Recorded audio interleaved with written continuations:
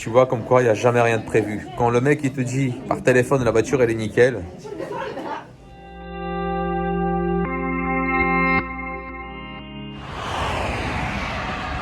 Mais comment il fait beau ici? Tout le monde me dit qu'en Angleterre en fait ça flotte, ça flotte, ça flotte. Mais non, il y a du soleil les gars, il y a du soleil. Et aujourd'hui vous serez sur le cul. Parce que je vais me ramener ça.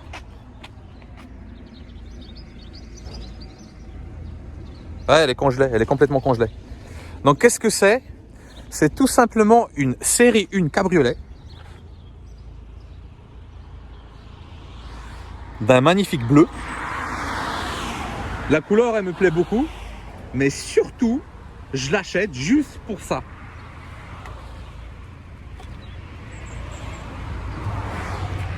Un 35i. Je vais aller chercher le vendeur. Et puis on va voir ce que ça donne au démarrage à froid, tu vois. Je l'ai prévenu que je venais, mais il n'a pas démarré. La voiture, elle est complètement congelée. C'est un très très bon signe. Car j'entendrai comme ça tous les petits claquements du moteur. S'il y a une couillette, s'il y a une couillette, s'il y a une couillette, s'il y a une couillette au niveau du moulin. Ouais. Donc, je l'appelle.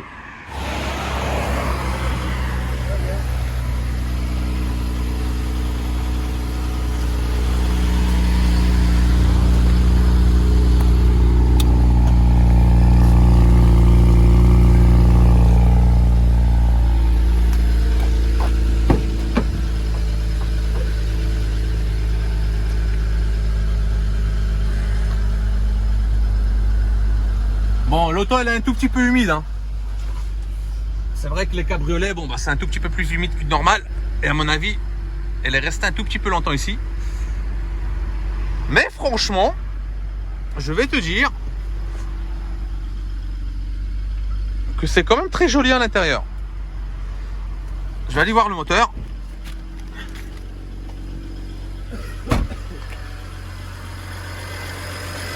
Un petit bruit de courroie. C'est bon. Ok, il n'y a pas de problème. Il y a un petit cliquetis et puis on entend les courroies un tout petit peu, mais c'est pas non plus flagrant.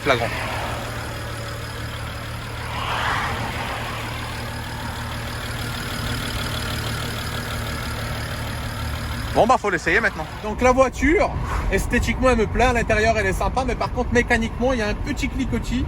Donc personnellement je sais pas c'est quoi, si c'est les injecteurs, si c'est le bas ou autre. En tout cas la puissance elle est là, ça se conduit relativement bien. Tu vois, elle roule à peu près droit, j'ai l'impression que les pneus ils sont quand même dégonflés. Et puis j'ai menti tout à l'heure, hein, j'ai bien regardé, hein. Il n'y a que 3 pneus de la même marque et ils m'ont quand même foutu en fait 3 Michelin et un putain de Continental devant. Donc voilà, ça c'est les professionnels d'ici. Tu vois, ça c'est propre, c'est joli, il y a le GPS. Des plaques provisoires ça. Quand un garage il te prête la bagnole, tu vois, ça c'est leur truc. Ça c'est marrant. Elles sont comme ça. Je te parlais de la fiabilité tout à l'heure. Et j'ai un problème de voyant. Hein. Donc il y avait un voyant tout à l'heure. Le mec il nous a dit ouais t'inquiète c'est la batterie. Et là elle est peut-être en réserve. Donc c'est peut-être pour ça elle est en train d'aspirer le fond de réservoir. En tout cas elle tremblotille un peu. J'espère que c'est juste une question de carburant parce que la voiture elle me plaît beaucoup. Mais c'est vrai que ce sera con de la laisser là quoi. Donc on va la ramener chez le vendeur et puis il va nous expliquer le petit truc. Alors d'habitude, il est vrai que j'achète des japonaises. Je suis toujours sûr et certain que ça tombera pas en panne. En fait, une japonaise c'est très très connu. Malgré que il y en a qui critiquent ces modèles-là, que ça soit les Honda et tout ça, que c'est des tondeuses, enfin bref, peu importe. C'est fiable. Alors on refait le test parce qu'en fait le mec il a pas mis de carburant. On est à 1 litre de tombe en panne et la bagnole elle s'est mise en sécurité d'une et de deux. Le toit ouvrant ne fonctionnait pas tout à l'heure parce qu'en fait ils mettent des plaques sur un petit caoutchouc là. Ils ferment le coffre et en fait, quand tu as le coffre fermé, tu as la plaque qui tient dessus en équilibre avec un caoutchouc. Ce qui faisait que le toit, il s'ouvrait pas. Je vais réessayer. Ouais, il avait raison. Hein. Là, il s'ouvre. Bon, c'est bon, ça marche. J'ai acheté ma BM. Le début de la vidéo, je t'ai dit, et j'achetais que des voitures japonaises parce que c'était fiable. Et c'est vrai. Je te jure. Là, j'ai des ratés cylindre 2 d'après mon diag. La voiture, parfois, elle se met en sécurité, parfois, ça s'enlève. Certainement une petite connerie, mais je te jure que c'est pas rassurant quand tu sais qu'il te reste encore 100 km jusqu'au port, que tu as un laps de temps pour y arriver et en fait, t'as pas envie d'accélérer tout simplement pour paniquer quelque chose d'autre. Par ça, la voiture, elle roule bien. Franchement, on est assis super bien dedans. Le volant au toucher, il est super agréable. Je l'aime bien esthétiquement et je l'aime bien à l'intérieur. J'ai rien à lui reprocher, mais surtout, ma petite série 1 ne tombe pas en panne ici parce que ça va être la merde. Mais vraiment, ça va être la merde. Donc voilà les amis, je suis arrivé au port, je suis pas en panne. Donc ça à 112. Voilà, le port de Douvres, contrairement à l'autre port qu'on a filmé l'autre coup, un très gros port d'embarquement, hein, c'est une usine à gaz.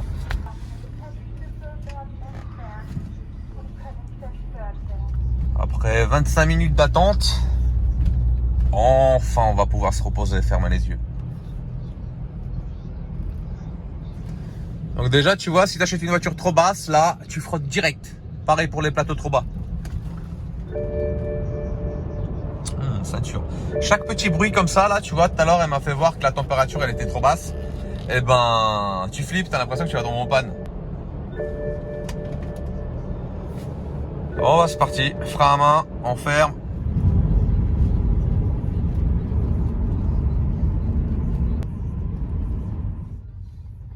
Alors me voici au calme, 24 heures après l'achat de cette voiture-là, on est sur le territoire français, plus précisément dans le Loir-et-Cher.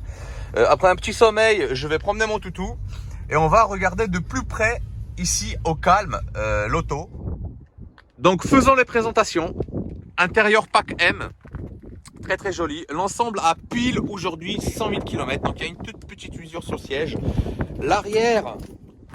C'est vrai qu'il n'y a pas beaucoup de place, hein. C'est une série 1, normalement c'est relativement petit. Mais pour moi, j'ai l'impression que c'est comme une E36 cab. C'est à peu près la même taille.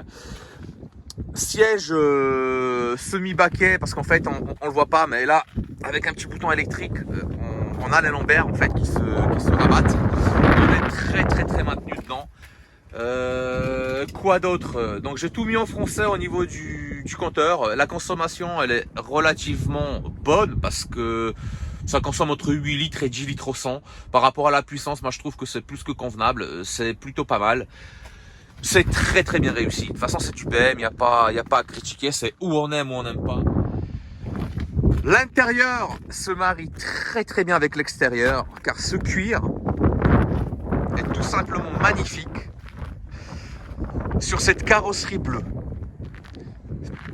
Personnellement, j'aime bien la combinaison en fait d'une couleur bleue comme ça, avec ces petits pare-chocs sympas avant-arrière et les jantes. Freinage relativement gros. Et tous les étriers ont été changés. Tu vois, ils sont comment dire, quasiment tout neufs. Facture à l'appui. Le moteur, bah, il est pas nettoyé, il est dans son jus.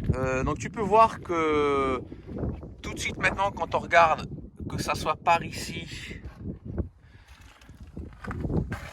ou par là, c'est pas vraiment dégueulasse, tu vois. Les turbales sont pas pleins d'huile. Bon, avec les petits raccords, tout ça, on voit un léger suintement, enfin une sorte de petite poussière grasse.